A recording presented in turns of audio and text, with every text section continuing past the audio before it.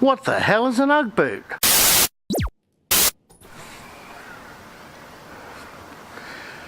Just kidding, of course. I'm sure that 99% of us know what an Ugg boot is. That's one of these creatures. Before I go on, please comment below if you know these boots by some other name.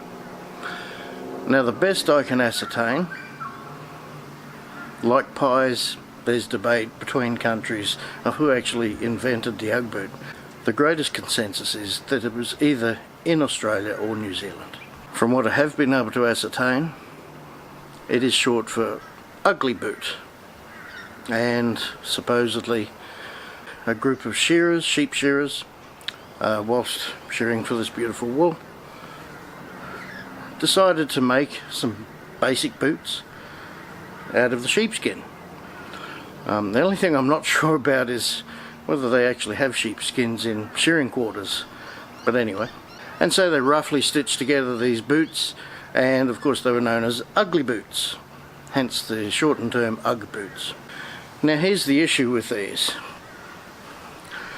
Some 10 years ago I decided to buy myself a quality pair of Ugg boots. Now these are fantastic for winter or cold times. They really keep your feet warm, and actually to the point of making your toes nice and toasty, and after a while you even may have to take them off because your feet get too hot. Anyway, they're really comfortable.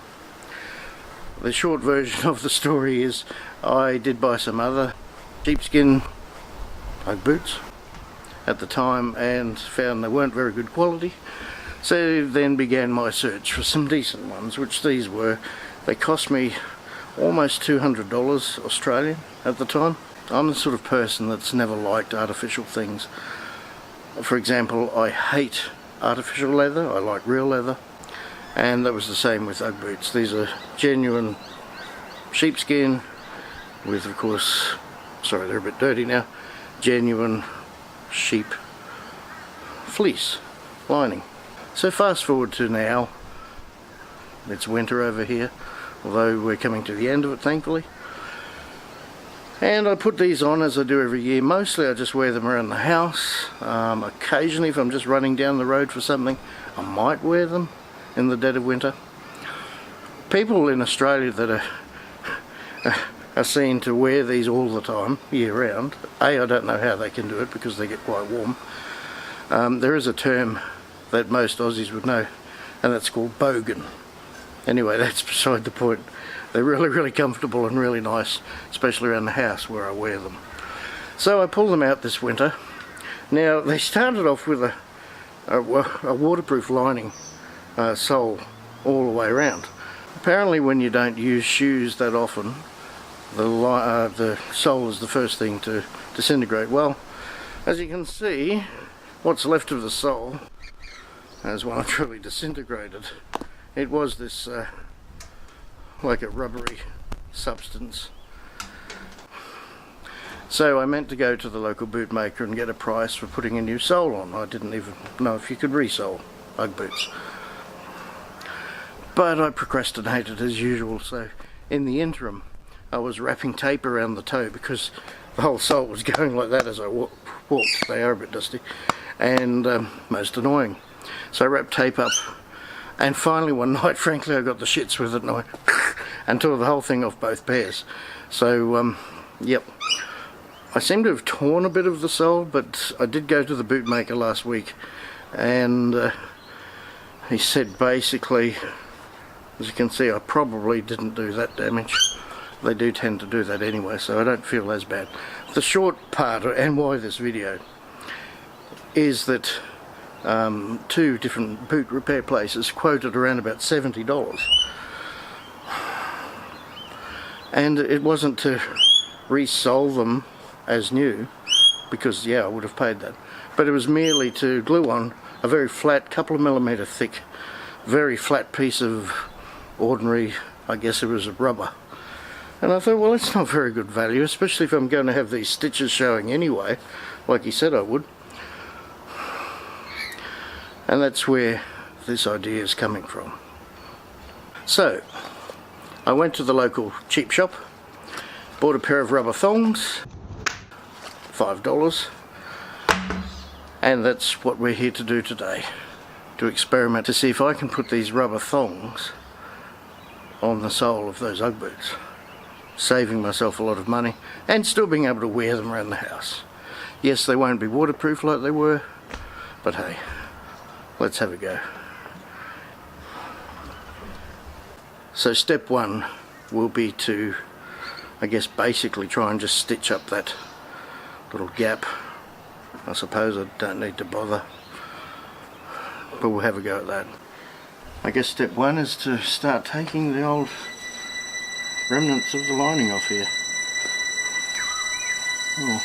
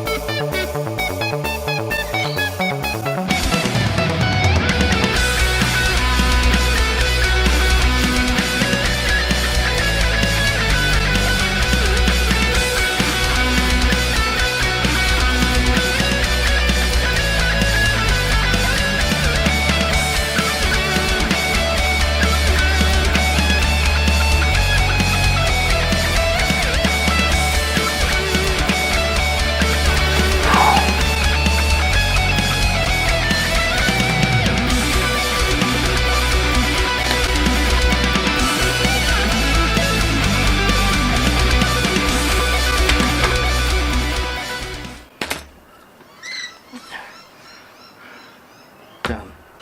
Step two will be to first remove these. You can see they have rubber plugs underneath. Well, that was easy. Now I have a basic thong, still a rubber sole, thicker than what I was quoted. I'm going to try and glue the remaining Ugg boot onto this platform. So we'll do the same with the other one.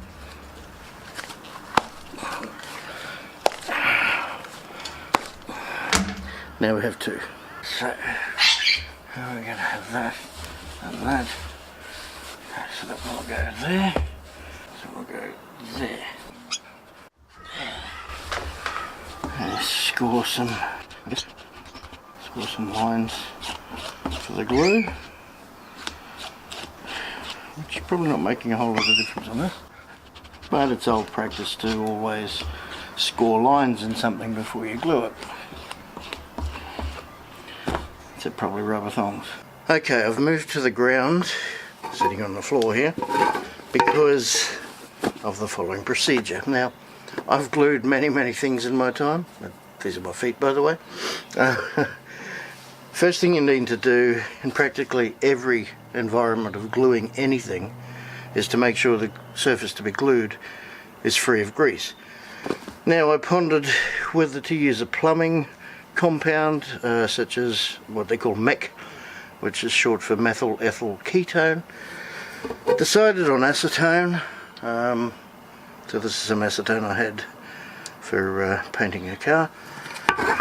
Now, it goes without saying that you should always use protective gloves, etc. Having said that, I'm not. So an old pair of shorts, you need a rag. What we're going to do is thoroughly, we'll do our best anyway, to cleanse all surfaces to be glued, which will be the underside, the top side of this thong, and the correlating underside of the shoe. So let's get into it. Okay. And if for some reason this fails, you're going to see it live on camera. So get tons of it. Whew. Okay, you should be wearing breathing apparatus as well, really. Especially if you're sitting close to it like this, but anyway. Okay. Now the reason we're doing this I'll just do the underside of this to save you watching too much, is to make sure we get every last bit of grease off, because that will hinder the adhesion of the glue. So I'm just using tons of it. Hope you can see that okay.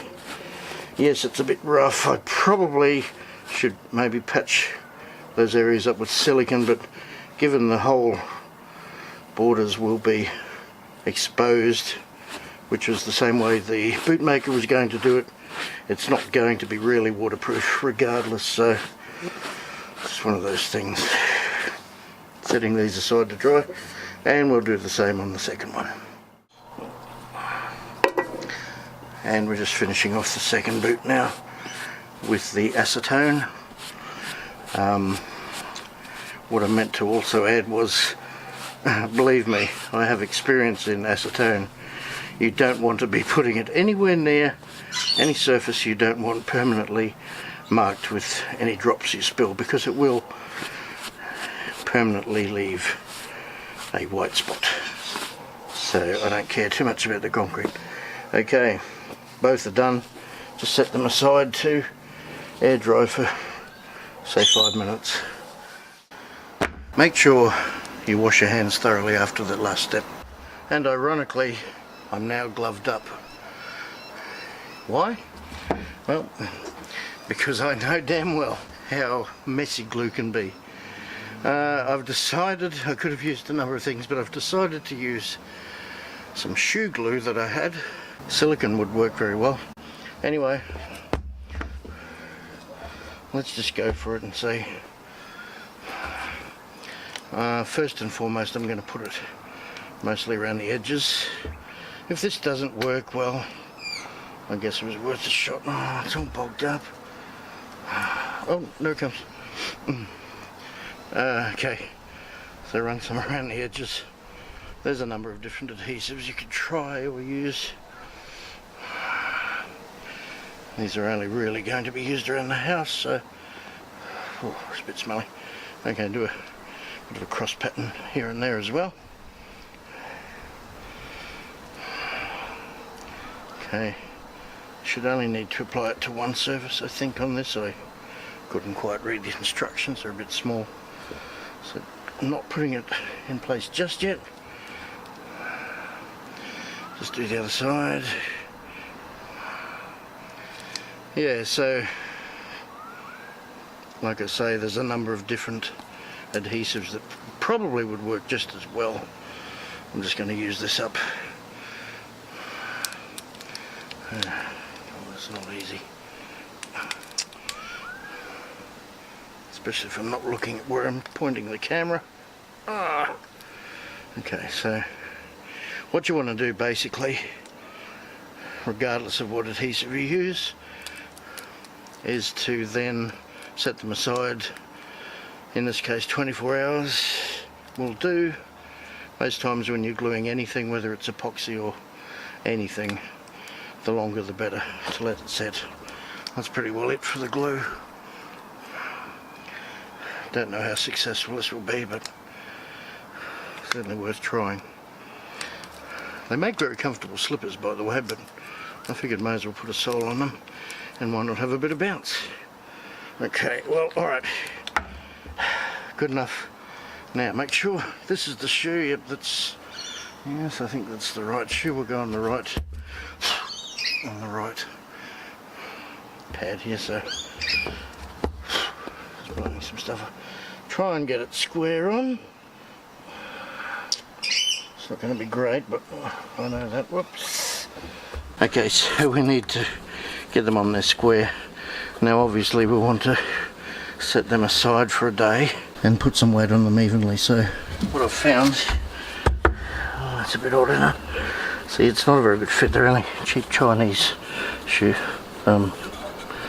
thongs.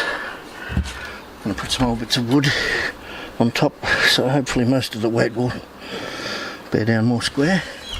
And I found some rocks around the house. That should do to hopefully try and distribute the weight. Okay, Now, let's come back in 24 hours, see if it worked. One eternity later. Well, that looks a lot better than I thought it would, actually. A little bit of overhang because of the cheap Chinese thongs I bought, which I did buy oversized to make sure I had plenty of support for the sole, but should work. So that's the result. I hope you find this useful. Like I said, it saved me $70 and certainly no worse off than not getting them repaired. So please do comment below. Let me know in your country, if not Australia or New Zealand, and you have these boots, what they're called. Alright, thanks for joining me as usual. See ya. I thought of a number of things I could use. Oh, and I can't get this off. Oh, jeez. Bugger.